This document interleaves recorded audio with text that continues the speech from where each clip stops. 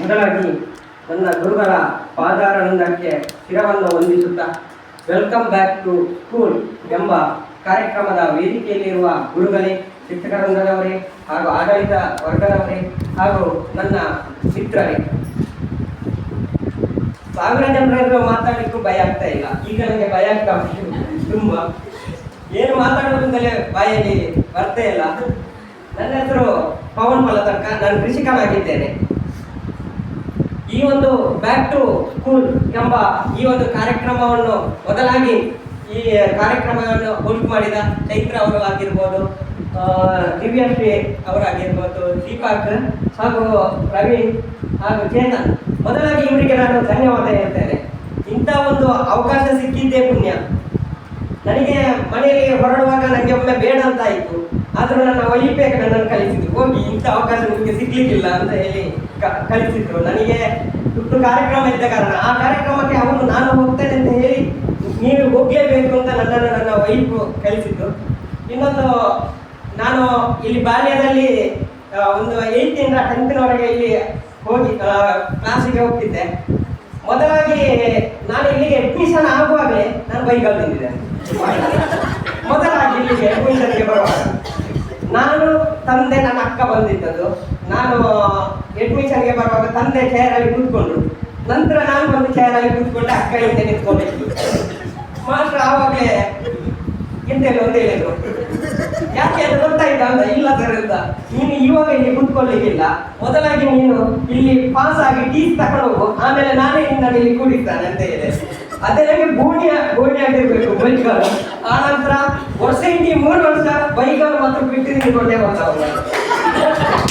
ಯಾಕೆಂತ ಹೇಳಿದ್ರೆ ನಾನು ಕಲಿಕೆಯಲ್ಲಿ ಸ್ವಲ್ಪ ಹಿಂದೆ, ಆಟದಲ್ಲಿ ಮುಂದೆ. ಆದ್ರೆ ನನ್ನ ಅಕ್ಕ ಒಂದು ಇಲ್ಲಿ ಕಲಿಲಿಕ್ಕೆ ಹುಷಾರಿದ್ರು.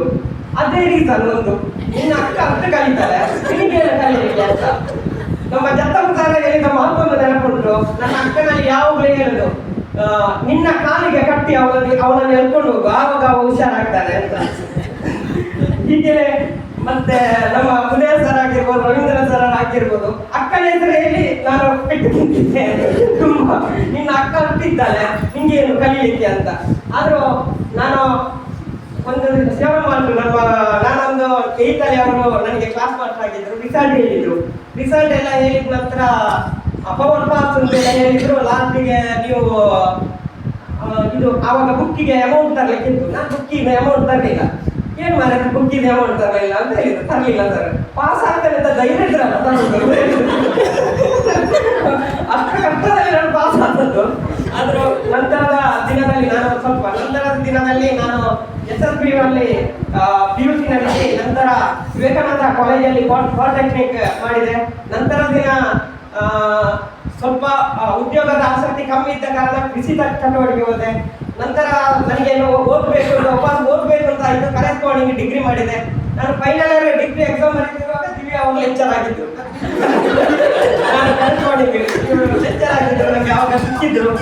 ನಂತರದ ದಿನ ಕೇವಲ ಕೃಷಿ ಮಾಡಿದ್ರೆ ಏನಾದರೂ ಸಮಾಜಕ್ಕೆ ಏನಾದರೂ ಕೊಡಬೇಕೆಂಬ ಉದ್ದೇಶಕ್ಕೆ ಪಂಚಶ್ರೀ ಪಂಜಾಬ್ನ ಒಂದು ಸ್ಪೋರ್ಟ್ಸ್ ಕ್ಲಬ್ ಅನ್ನು ಒಂದು 5-6 ಜನ ರಚನೆ ಮಾಡಿದೆವು. ಆ ನಂತರ ಅದಕ್ಕೆ ತುಂಬ ಜನ ಸೇರಿದ್ರು. ನಂತರ ಕಬಡ್ಡಿ ತಂಡವನ್ನು ಆಯೋಜನೆ ಮಾಡಿದೆವು. ಆ ನಂತರ ಇನ್ನೂ ಸಮಾಜಕ್ಕೆ ಏನಾದರೂ ಕೊಡಬೇಕು ಎಂದು ಆಂಬ್ಯುಲೆನ್ಸ್ ಅನ್ನು ಪರ್ಚೇಸ್ ಮಾಡಿದೆವು. ಒಂದು ಊರಿನಲ್ಲಿ ಕಲೆಕ್ಟ್ ಮಾಡಿ ಆಂಬ್ಯುಲೆನ್ಸ್ ಅನ್ನು ಪರ್ಚೇಸ್ ಮಾಡಿದೆವು.